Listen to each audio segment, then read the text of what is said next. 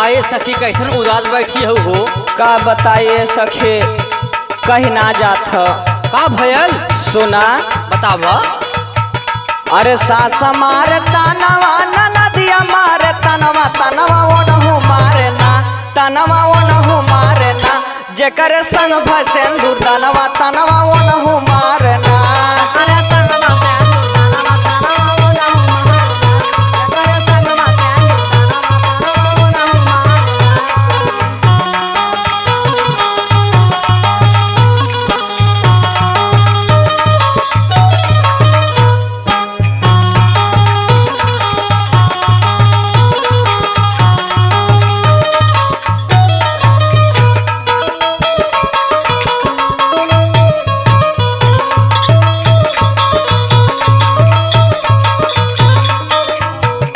का बताइए सखी बतावा हो।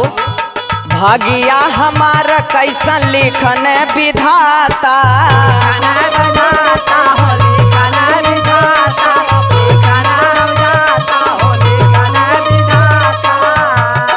गोदिया भराई नाही ऐसन बुझाता।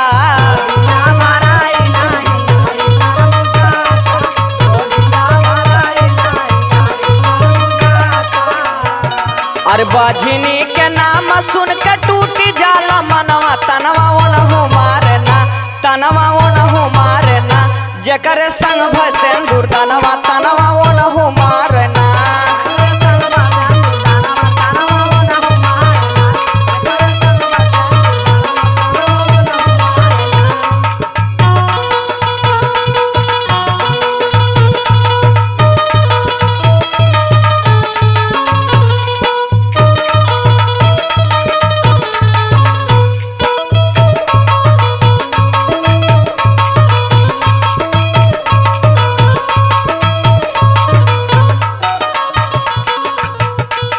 और सुना सखे बतावा हो। हमरे खातिर केतना जने गुहार करे ने लेकिन परमात्मा कब सुनिहन।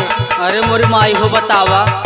अरे मोना मतलबी ठाकुर करे ने गुहार हो।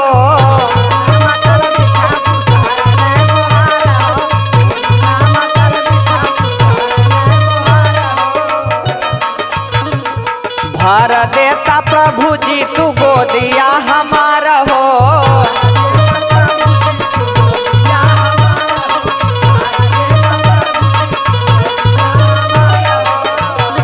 अरे जीवन भर करब हम तो हर गुड़ा गनवा तनवा वो नहु मारे ना तनवा वो नहु मारे ना जेकर संग भसेंदुर तनवा तनवा वो नहु मारे ना।